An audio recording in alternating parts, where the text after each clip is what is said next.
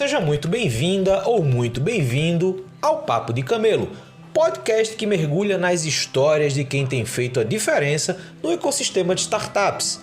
Eu sou o Luiz Gomes, criador de conteúdo na Camelo, e estou aqui para fazer você refletir sobre temas fundamentais na jornada de criação e desenvolvimento de startups, indo além dessa corrida de unicórnios. One, two, three, four.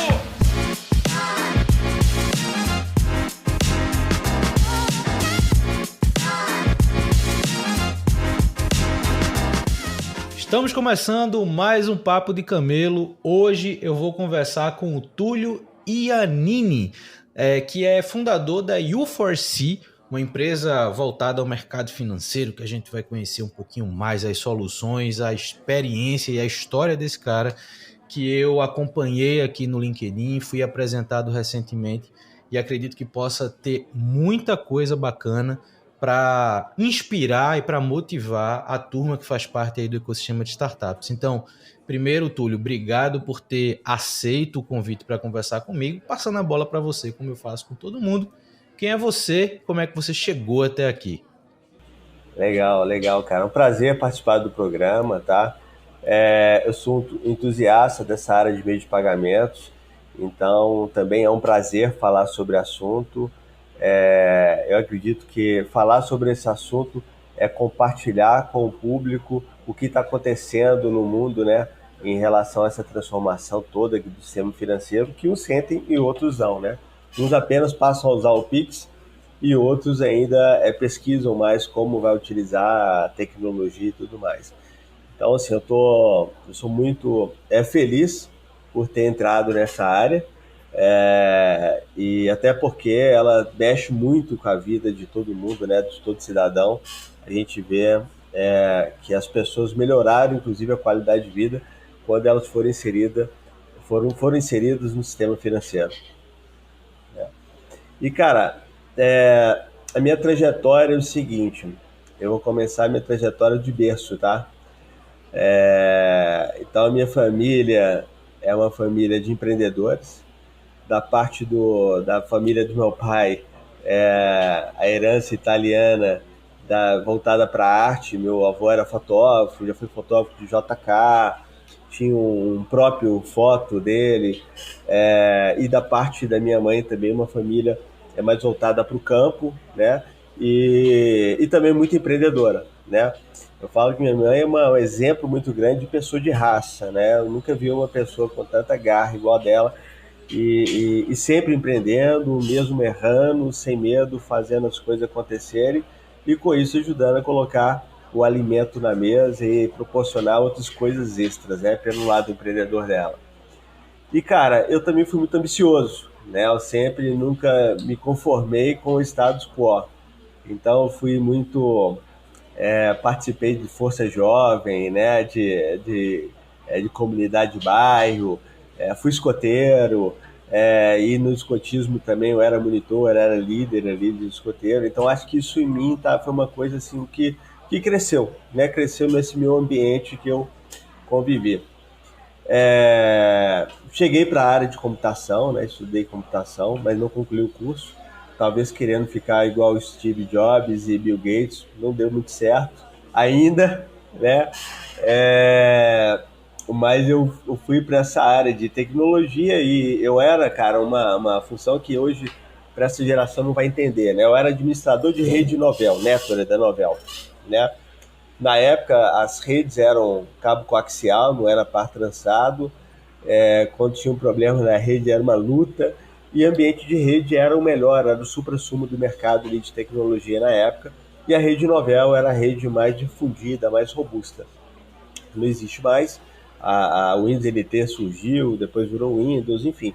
Mas na época, eu estava pesquisando qual que seria a melhor rede de computadores, né, para que eu ficasse especializando.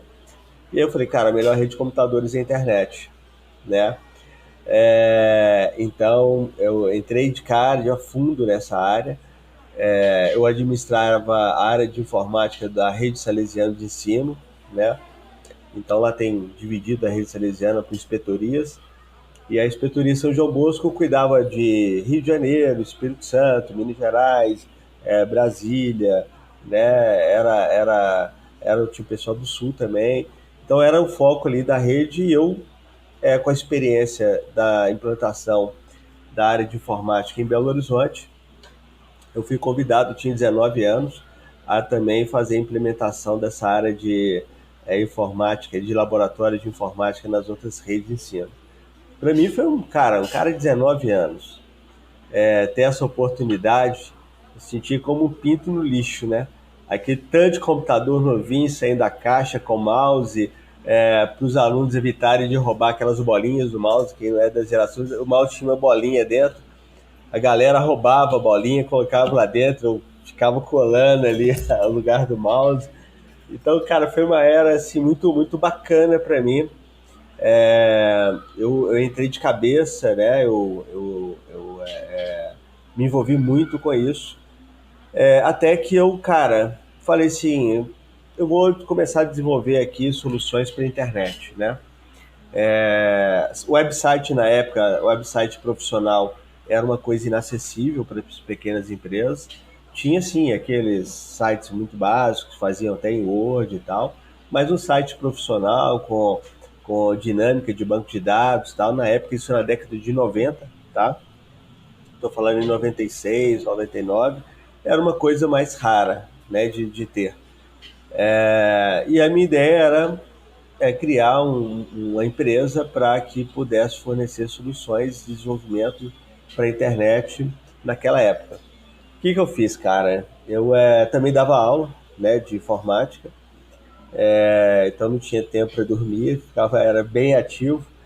E falei com o pessoal do Salesiano, cara, eu vou continuar prestando serviço para vocês, mas agora pela minha empresa. Eu abri uma empresa, se a rede Salesiano tiver interesse, eu continuo o trabalho, eles toparam e foi uma coisa bem bacana.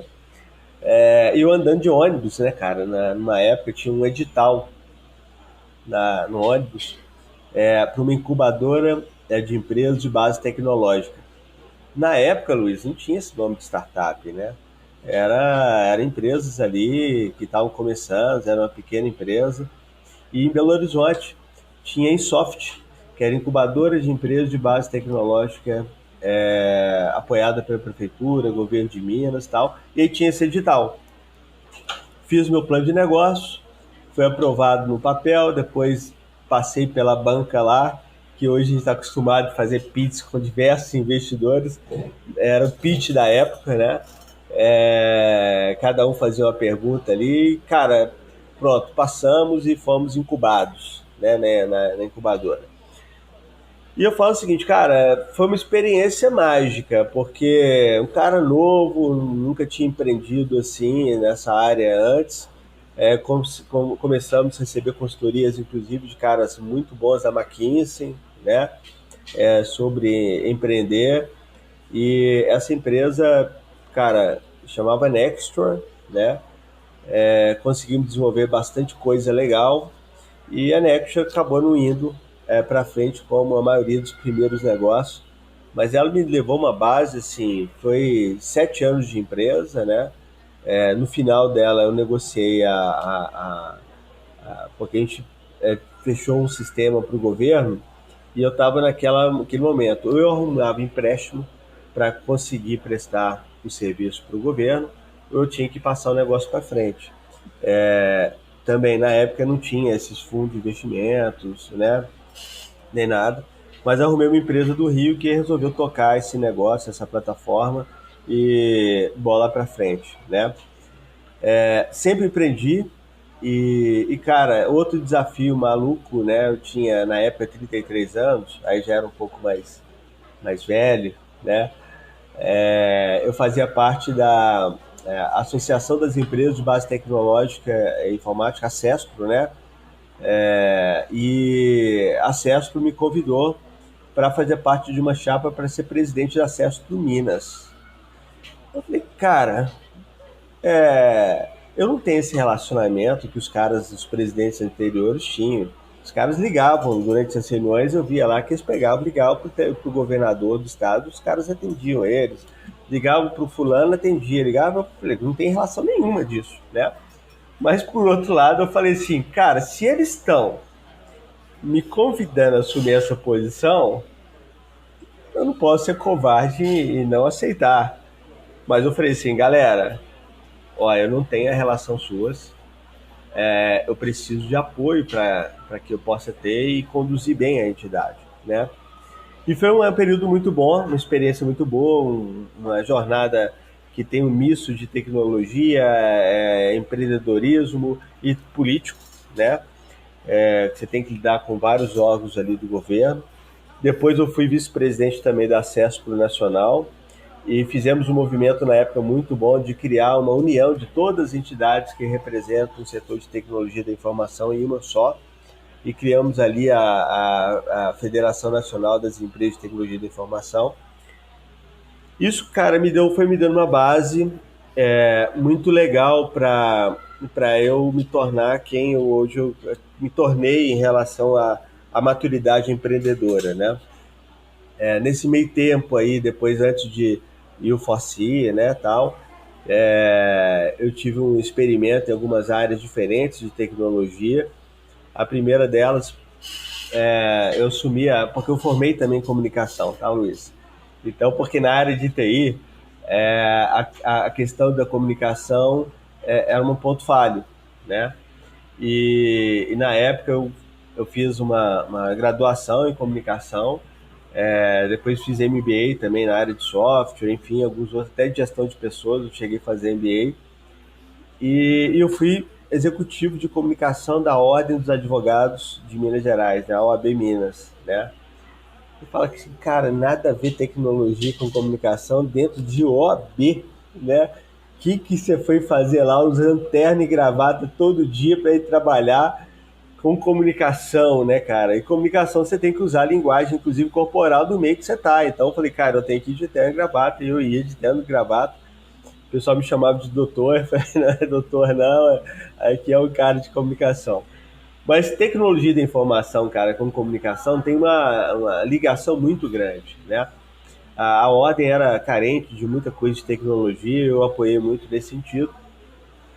E ali dentro da OAB, conheci um advogado de um renome muito bom, um cara bacana, tá? Sem ideologias políticas, que hoje no mundo atual tá difícil falar disso, mas recebi o convite do Rodrigo Pacheco, advogado, para que eu e um outro amigo, meu colega lá de comunicação, a gente entrasse na coordenação da campanha dele para deputado federal, né?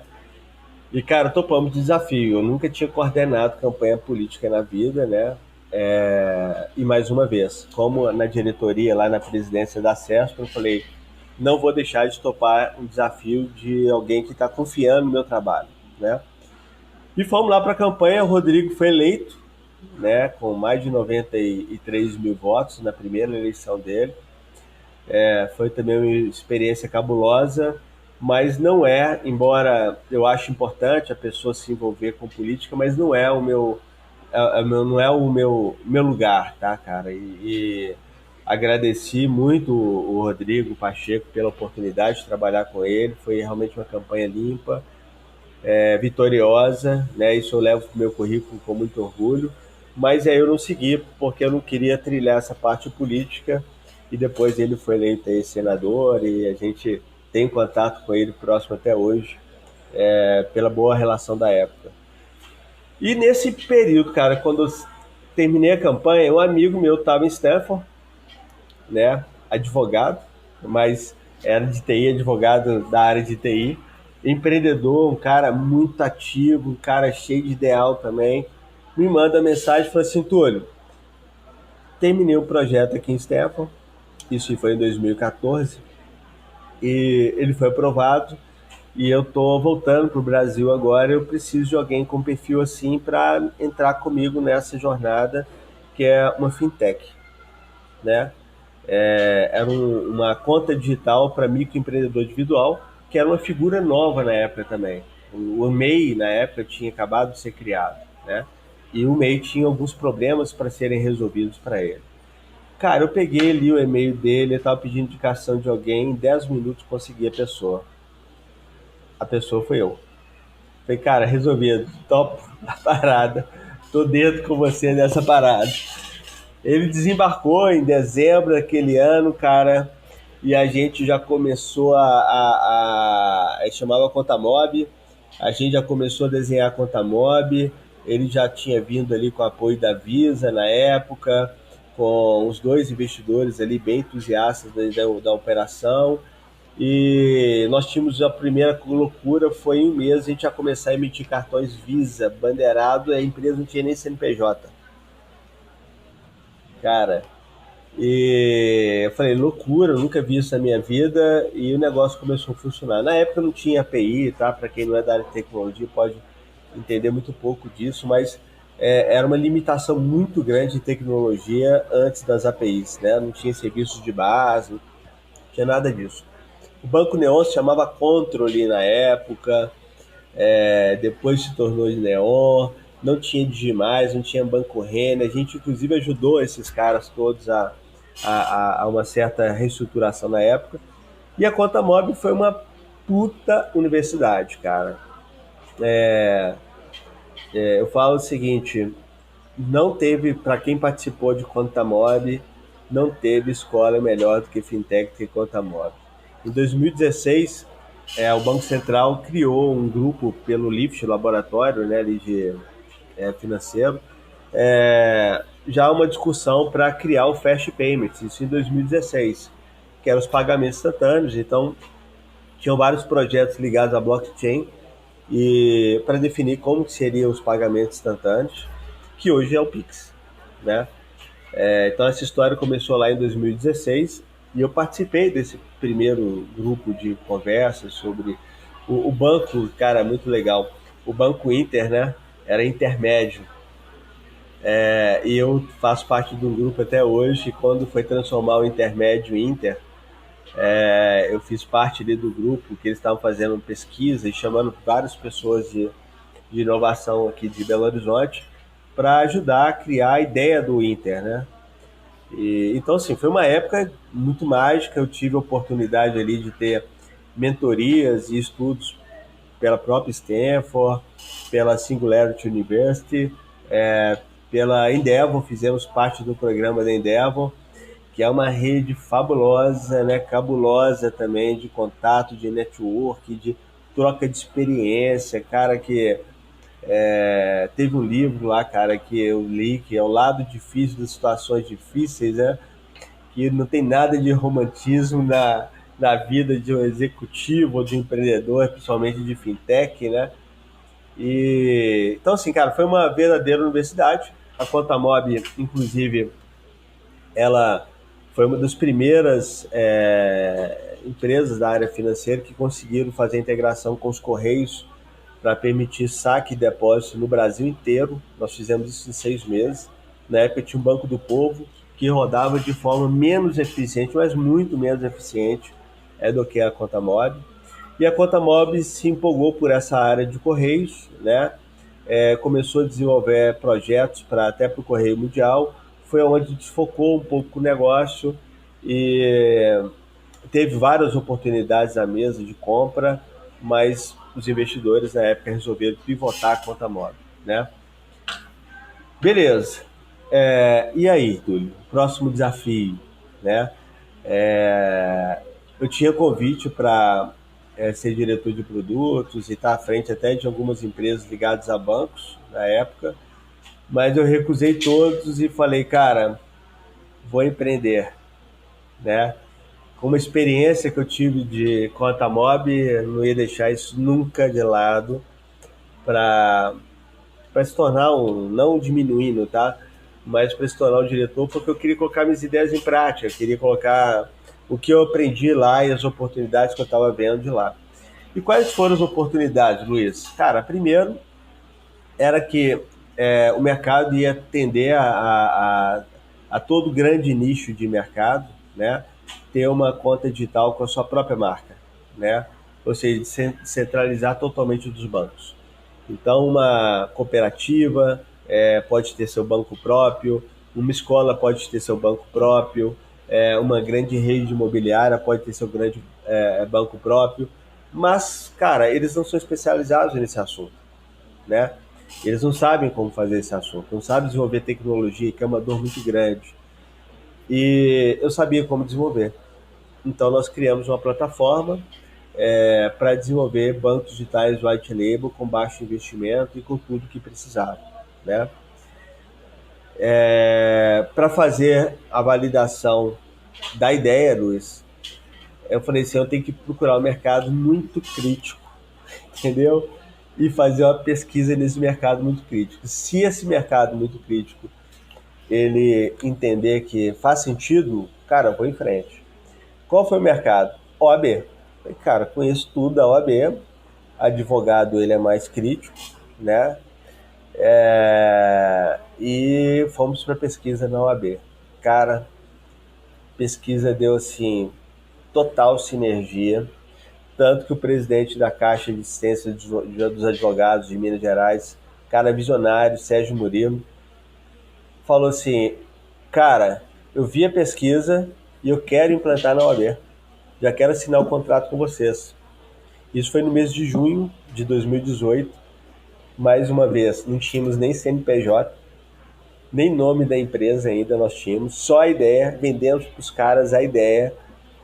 Registramos dia 20 de julho de 2018 o CNPJ da empresa e assinamos o contrato com a AB em agosto, para entrega do produto em fevereiro do próximo ano. Cara, e foi loucura, loucura, loucura. Só tinha eu e os meus outros dois sócios fundadores. E falamos, agora vamos para a missão, né? Vamos para a missão.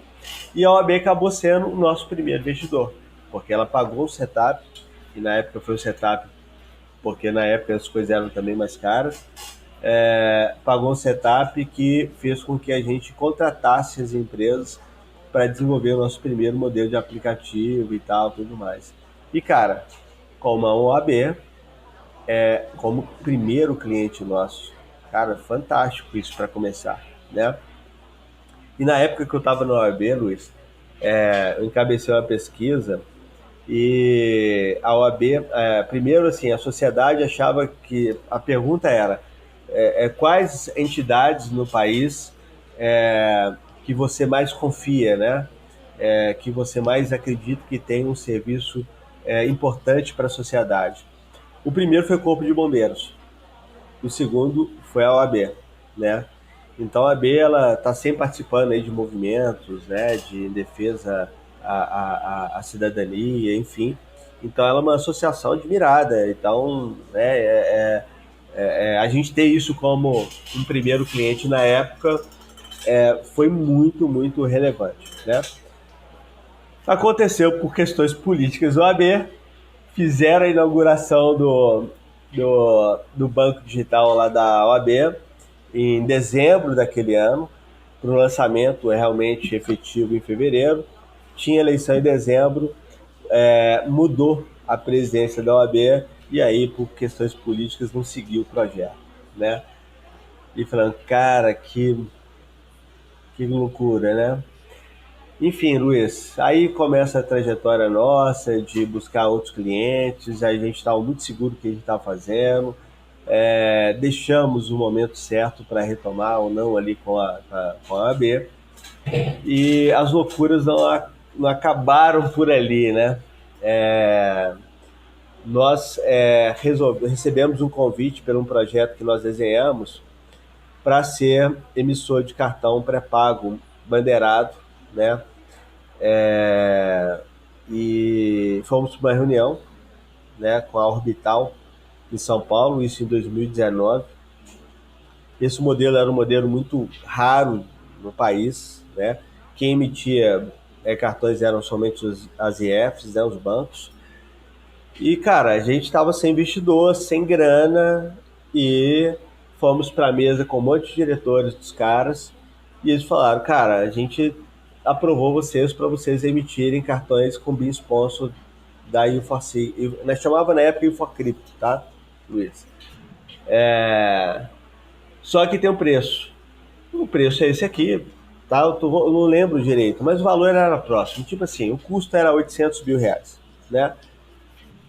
Eu falei, cara, maravilha, muito boa. Nós não podemos ser, mas nós não temos um centavo caixa. né? Tava eu e meu sócio na mesa e tal, um olhou pro outro, falou, cara, bem desanimador esse preço aqui e tal, pedi licença da mesa do pessoal, fomos pro corredor.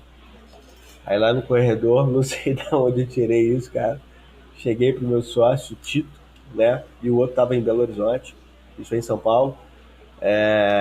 Falei, cara, tô lembrando que uma passagem bíblica de que Jesus caminhou sobre as águas quando estava com fé, e não lembro o nome do personagem, tá? Que ele falou assim, cara, homem de fé, né? Tenha fé e caminhe sobre a água. E quando ele começou a caminhar com fé, e quando ele perdeu a fé, ele afundou. Aí eu cheguei pro Tito e falei assim, cara, usando essa metáfora, você acredita que nós vamos conseguir investir e vamos conseguir pagar essa conta? Ele olhou para mim e falou, acredito. Então vou entrar lá, vou assinar aquele contrato. Aí entramos na sala, assinamos um contrato. A primeira parcela a gente ia pagar em 30 dias 50 prata, né? A gente sem dinheiro caixa. Voltamos para Belo Horizonte, no aeroporto, um pouco anestesiado. Ligamos para outro sócio nosso, o Roberto. Roberto, tem uma notícia top e uma notícia que é um desafio, né? Qual você quer primeiro? Cara, qualquer uma das duas. Então vamos lá. Vamos começar a emitir cartão Mastercard agora, tal, beleza, comemoramos. Agora qual que é o desafio? Nós temos uma fatura de 50 mil pagar mês que vem, no total de 800. Como fazer quando chegar aí que nós vamos ver como nós vamos fazer. Cara, e aí conseguimos um primeiro investidor em junho que bancou essa fatura, depois substituímos 3 meses depois esse investidor por outro. E em 2019 a gente construiu o MVP nosso, em 2020 terminamos ali o nosso piloto e já entramos como participante de Pix em 2020 no lançamento dele. E aí 2021 foi o primeiro ano que a gente começou a tracionar a plataforma, mesmo em 2022, quando a gente já estava achando que a gente ia estabilizar, que agora a gente ia voar, recebemos autorização do Banco Central de instituição de pagamento e também para operar com o ITP, né? Que é a cereja do bolo aí do Pix. E aí, de novo, né, cara, reestruturar toda a empresa, Banco Central, é outra vibe, é auditoria interna, externa, parará, a equipe tinha 22 pessoas, pulou para 65 e mais uma vez sem grana no caixa. Sem grana no caixa. Fomos lá, tomamos um empréstimo no nosso nome, CPF, e, enfim, cara, conseguimos chegar num momento muito importante da Euforci. Hoje a companhia ela é participante direto do Pix, estamos no ITP, a estrutura é 100% nossa de tecnologia. Ontem tivemos aqui em Belo Horizonte a comemoração de final de ano do time. Um orgulho muito grande, cara.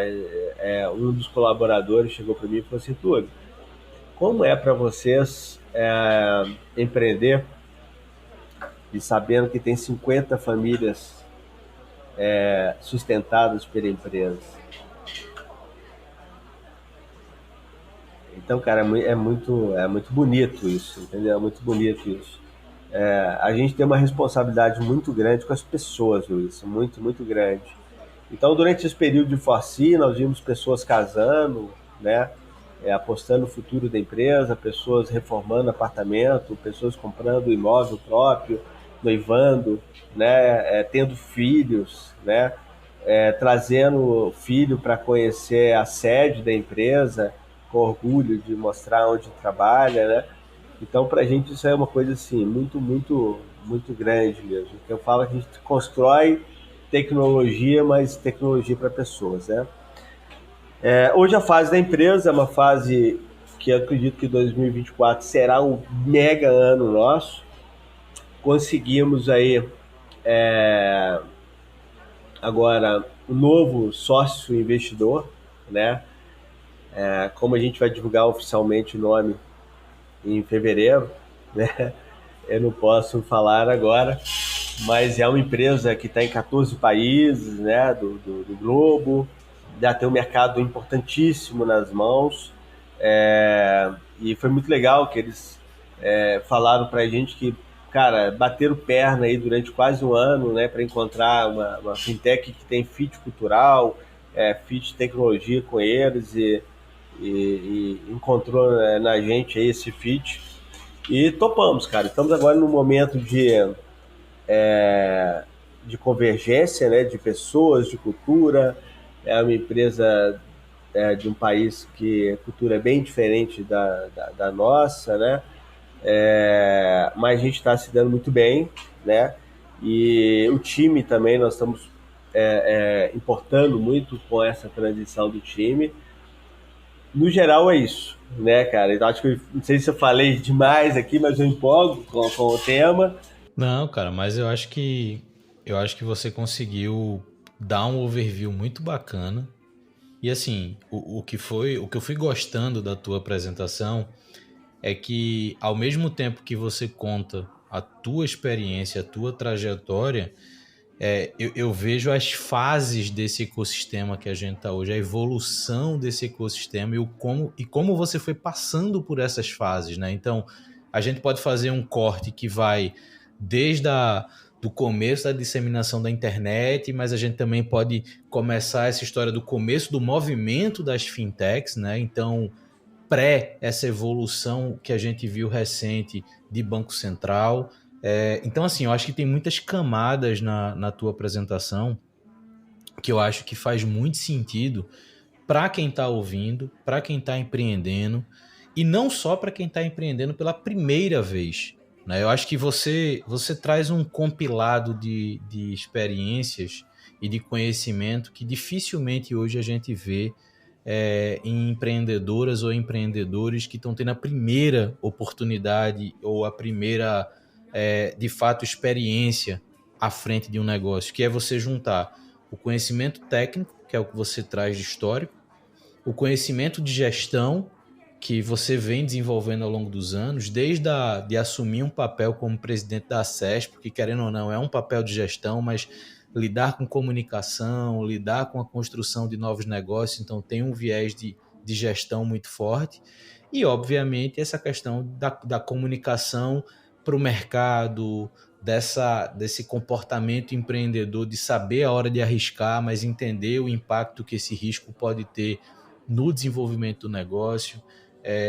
Tem uma coisa que eu gosto muito quando eu converso com as pessoas aqui, é identificar essa visão de responsabilidade. Eu acho que nesse final você trouxe muito isso, quando você fala do seu time, quando você fala da responsabilidade que você tem, as pessoas que confiaram na U4C para ser a empresa que vão trabalhar, para dedicarem seu tempo, para, querendo ou não, a gente sabe, mesmo enquanto empreendedores, mas a gente sabe que quem está ali trabalhando para a gente, trabalhando nas nossas equipes, buscando empregos em qualquer área, enxergam ou buscam algum conceito de segurança por trás daquele lugar.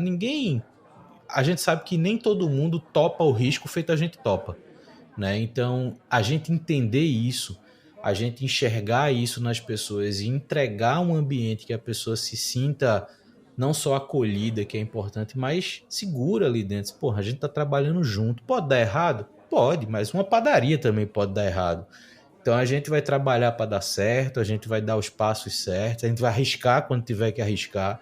Então eu acho que nessa tua trajetória tem muito disso. Tem muito disso. Eu acho que você conseguiu passar por essas questões.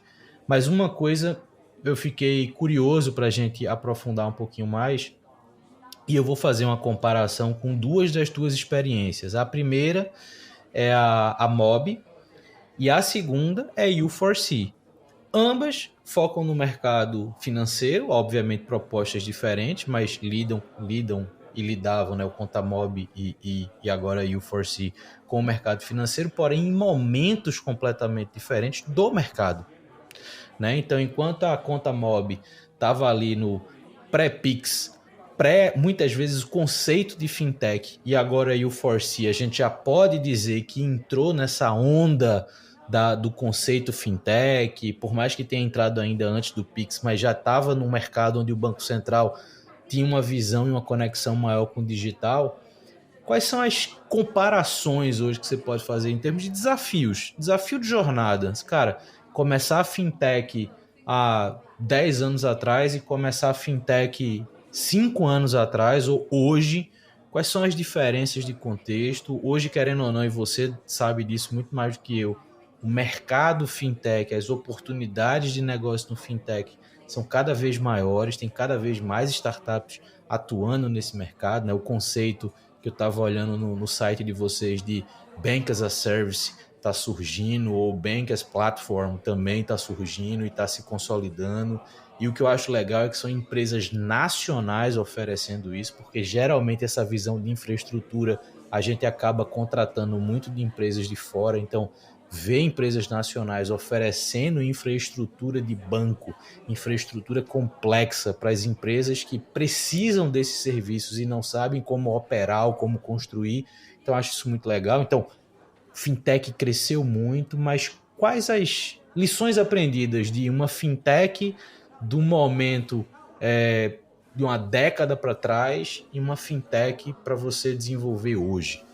Luiz, você usou muito bem a palavra momento. Acho que os desafios são iguais, momentos diferentes. Né? Então, lá atrás tinha dificuldade tecnológica, mas todos tinham a mesma dificuldade. Então, você estava equiparado. Né? Lá atrás você tinha mais oportunidades de investimento.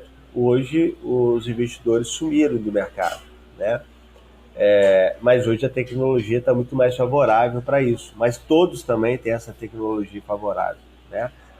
Antes, o mercado financeiro, por a tecnologia também estar sendo desenvolvida, ela movia com mais lentidão. Então, você tinha mais tempo para fazer as coisas. Hoje é muito rápido. Então, o Banco Central ele muda as normativas o tempo inteiro, está soltando novidades, está aí falando do Pix automático, tem o ITP recorrente para maio, e uma infinidade de outras coisas, como o Drex, o Pix internacional, o Pix garantido, o Pix parcelado, e por aí vai. Né? Antigamente eram menos, né? Eram bem menos recursos. E como você disse, tinha menos também startups, fintechs, e hoje é um número muito grande. Eu falo o seguinte, a gente escolhe o tamanho do desafio de acordo com o tamanho dos nossos sonhos, né?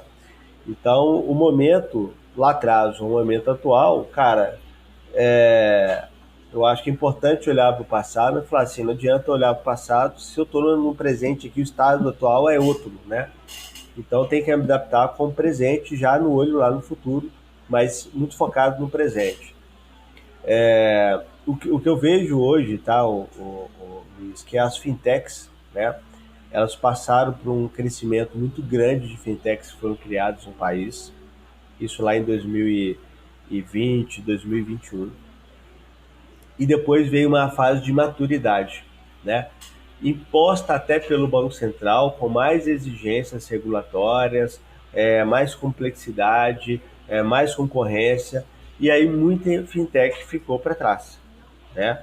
O mercado começou a ficar seletivo. Em 2022 entrou o mercado mais seletivo de fintechs. Né? Então hoje o número de IPs autorizados pelo Banco Central, pela última vez que eu olhei, estava em 111 instituições de pagamentos autorizadas pelo Banco Central. Então aumentou muito, né? Então ano passado, se eu não me engano, tinha 69 em maio do ano passado, né? A gente praticamente dobrou, né? Tá, pode considerar que, cara, esse número ele quase dobrou. Então, e vai aumentar mais porque o Banco Central, em 2029, ele quer que todos os fintechs estejam ali autorizados pelo Banco Central. Que para a gente é uma oportunidade, porque a gente oferece estrutura tecnológica para as fintechs que estão chegando aí. Então, são desafios diferentes.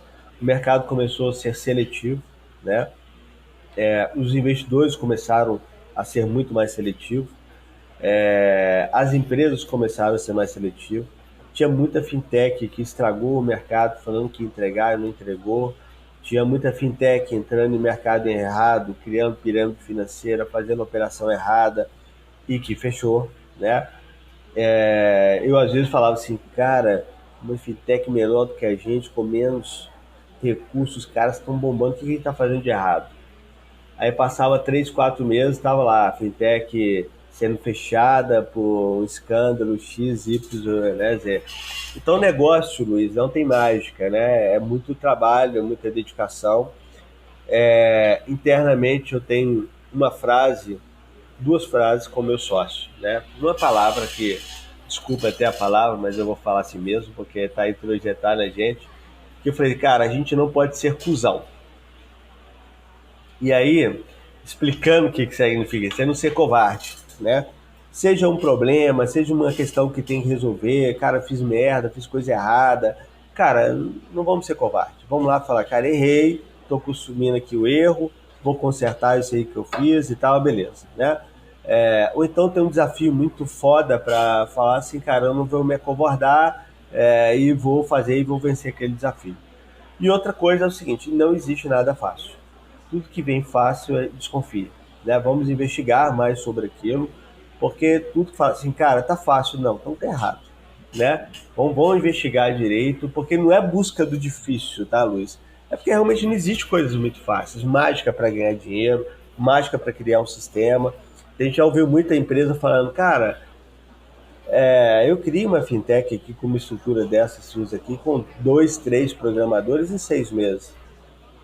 Fala, então tá, cara. Não vou discutir sua habilidade. Você está falando quem sou eu para duvidar. Passa 6 meses depois, o cara desistiu do mercado, perdeu dinheiro, não deu certo, tal, né? Então, assim, não existe caminho mágico, né? Então, se você ser uma instituição de pagamento autorizada do Banco Central, existe muita responsabilidade. Se ser um participante direto do Pix também exige muita responsabilidade. E eu falo que tem mais 20 anos ainda, Luiz, de muita transformação do sistema financeiro global, né? As pessoas nem imaginam o que está por vir, né?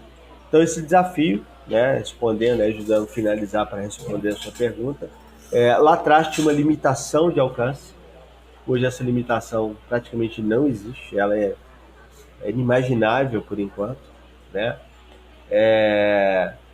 Mas exige também mais qualificação, mais qualificação. Se a empresa quer criar uma fintech, pensa bem o caminho de criar, tá? Porque pode ser que levar um desenvolvimento de uma plataforma, uma estrutura que vai levar aí 1 ano e 8 meses para desenvolver, o mercado já mudou totalmente, né? Não é que não pode desenvolver uma fintech, mas faz um caminho step by step. Vai utilizando estruturas que já estão prontas no mercado para você começar e aprender. Em paralelo, pode até desenvolver estrutura própria, né? Mas em paralelo, até para aprender e também para não perder as oportunidades que estão aí no mercado, né? E até analisar, né, se vai fazer sentido ou não, né? Tem uma coisa que você falou que eu acho que reflete muito. Eu ia fazer essa pergunta, mas eu acho que você já falou muito bem sobre esse ponto, que eu costumo olhar a relação tempo de mercado e tamanho das equipes das startups. Por quê? Porque eu acho que isso reflete muito a forma que as lideranças aplicam os seus recursos. E eu percebi que a U4C já vai aí entrar para o 6º ano, né, considerando a fundação 2018, está ali com 50 colaboradores. E a gente olha muitas vezes outras empresas, outras startups, com uma visão muito menos sólida e tangível, feito essa que você apresentou, que com 2, 3 anos de operação, capta investimento, bota 300 pessoas na equipe. Cria uma estrutura super inflada, um custo de operação muito caro, um time fundador que não tem maturidade para gerir uma quantidade de pessoas dessa muito grande. E eu percebo que vocês, e aí de novo, está muito na tua fala, está muito na forma que você apresenta a tua visão, tanto interna quanto de mercado, de ser uma visão mais racional. E isso é uma coisa que eu costumo defender muito, eu costumo levantar muito essa bandeira de ser inovador, ser escalável. Nada disso contrapõe o fato de você ter uma visão racional do seu negócio, né? Eu acho que isso é muito reflexo da tua fala, né? Então essa visão de entrar no mercado pensando nesse passo a passo, pensando em pequenas adaptações até de fato você firmar o negócio ali. E isso me gerou também uma outra curiosidade que eu acho que vale a pena tanto eu quanto as pessoas que estão ouvindo conhecer, que é quem é o público hoje alvo da U4C, quem é o cliente da U4C.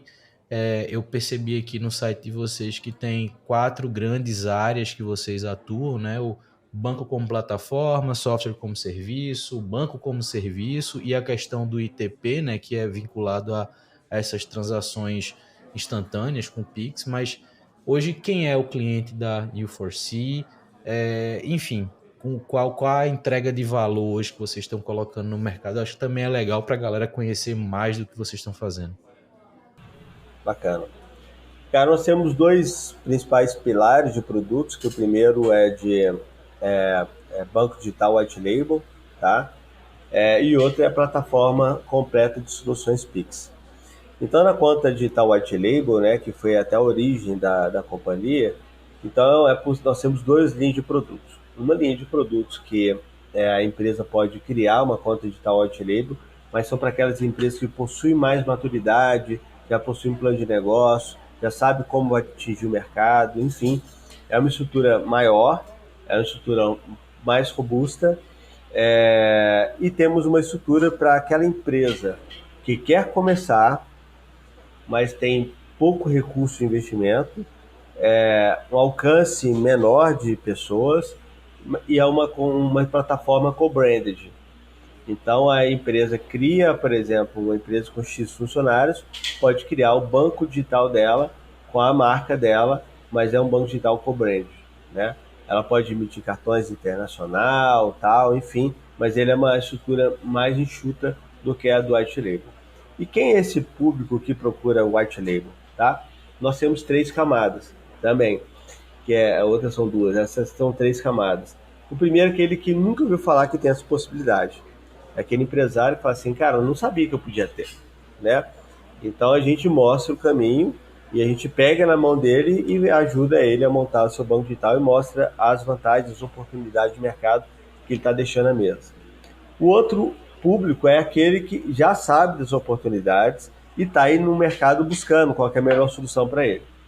E o outro público, o terceiro, é aquele que conhece, já implementou, mas está passando com algum tipo de estresse com o fornecedor dele atual, tá?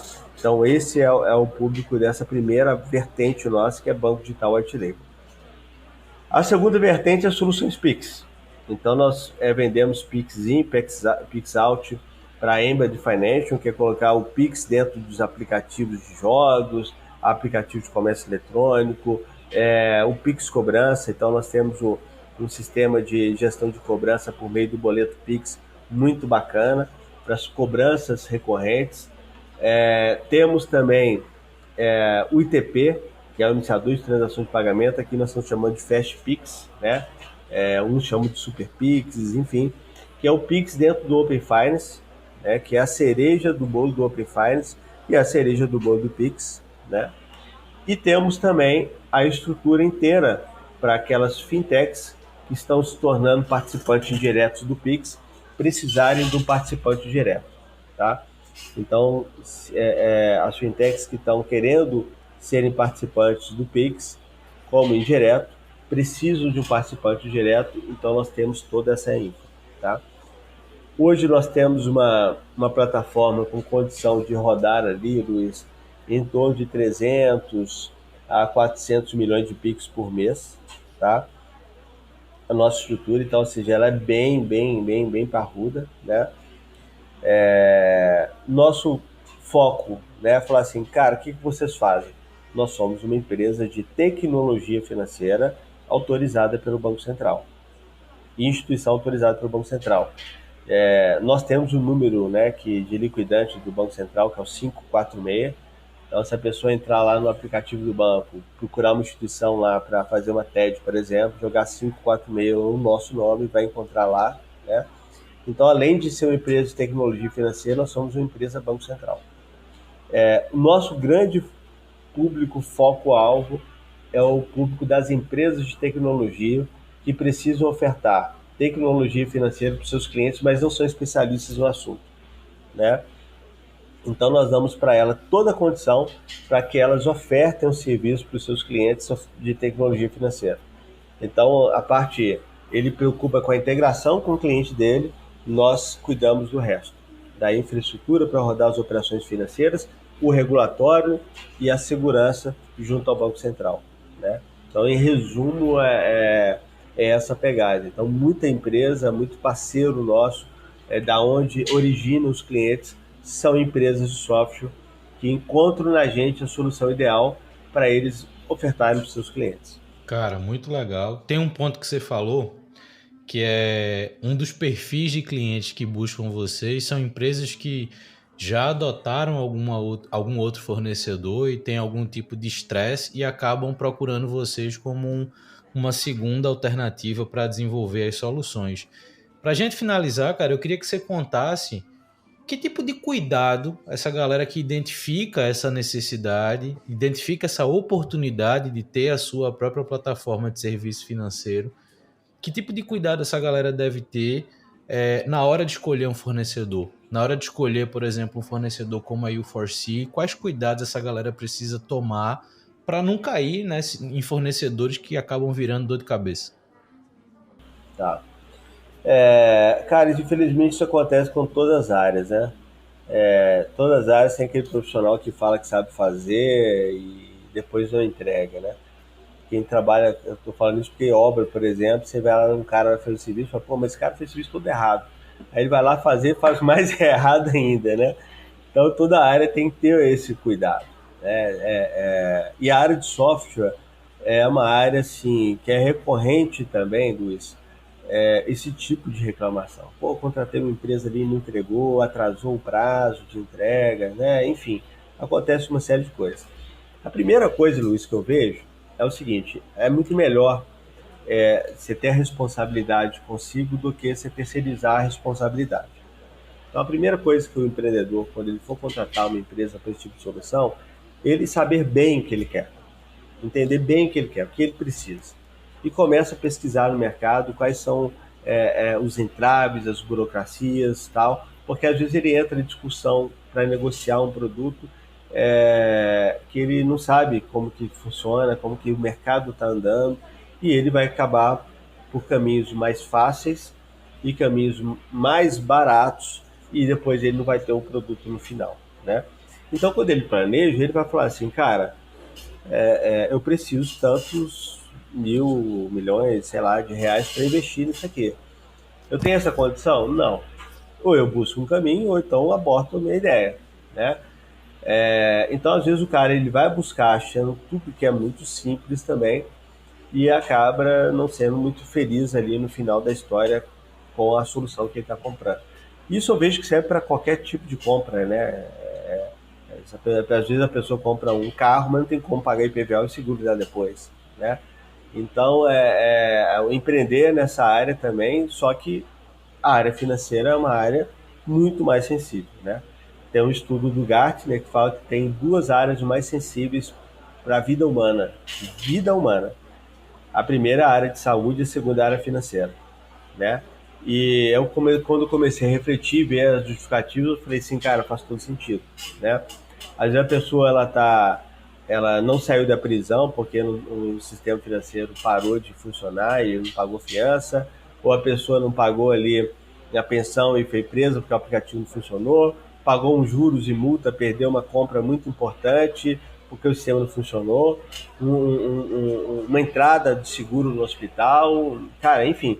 E a área de saúde, a mesma coisa, né? Não tem como você chegar para o médico e falar assim, cara, eu tô infartando, o médico fala assim, cara, espera 10 minutos aí, não funciona, né?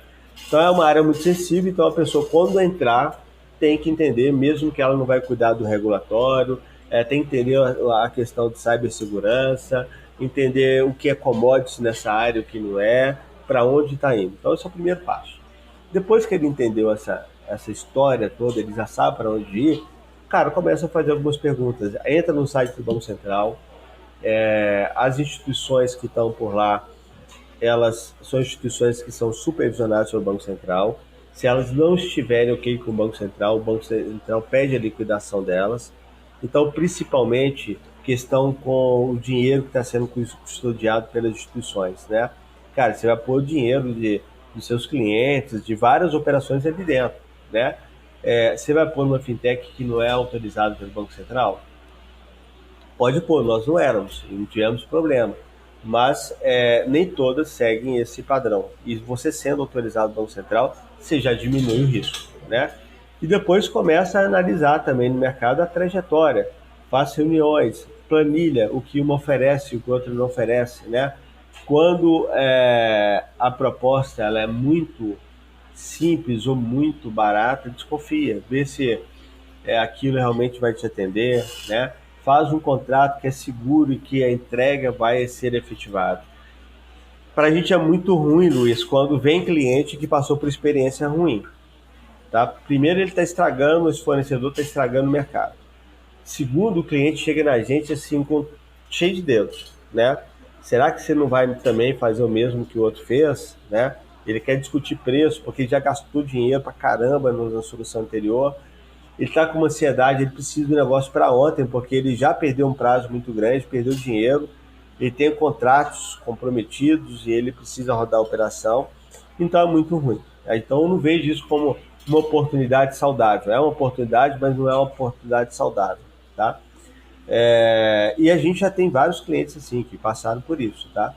Clientes que inclusive o fornecedor não entregou, aí o fornecedor falou assim, cara, mensurei errado o projeto, preciso que você pague mais tanto para eu conseguir colocar o projeto de pé. Os caras não gostaram, mas porque com a necessidade de colocar o projeto no ar, pagaram mais e os caras não entregaram, né? Então nós temos clientes aqui com a gente, né, Foci, que passaram por esse tipo de trauma. Então a dica assim, básica é essa, é conversar, contrato, e logo no início da prestação de serviço já dá para ter um cheiro se a qualidade da entrega do serviço vai ser realmente o que ele combinou em contrato, em negociação comercial. Boa. Cara, sensacional. Eu acho assim, a gente conseguiu tocar em pontos que geralmente não aparecem nessas conversas com o empreendedor, e eu acho que a tua experiência é muito, de novo, é muito espelho dessa experiência, dessa visão, desse posicionamento que você tem, não só enquanto empreendedor, mas quanto parte desse ecossistema de fintechs, né? Mas deixa eu te perguntar, gostou do papo? Cara, muito bom, muito bom. Como eu falei, né, é muito prazeroso ajudar as pessoas a entenderem esse mercado, como trilhar, como trilhar esse mercado, né? E o programa também seus, assim, o Pod é muito bacana. Já escutei vários aqui, podcasts aqui, os papos são bem legais. Acho que vale a pena as pessoas visitarem alguns ali e fazerem uma troca de experiência e de argumentos que cada um tem o seu, né?